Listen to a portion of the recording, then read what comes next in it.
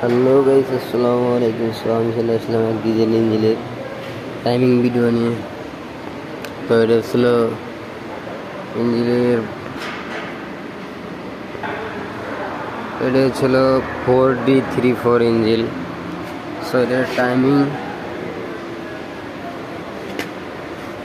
এটা ছিল 1, এর ভিতরে 1 ডাবল 1, আর অয়েল পাম্পে কোনো মার্ক নাই। আর এই জায়গায় ছিল ক্যাম্পিনিয়াম আর idle pinion, double 2 single 2, idle পিনিয়ামে সিঙ্গেল 2, ক্যামে ডাবল 2।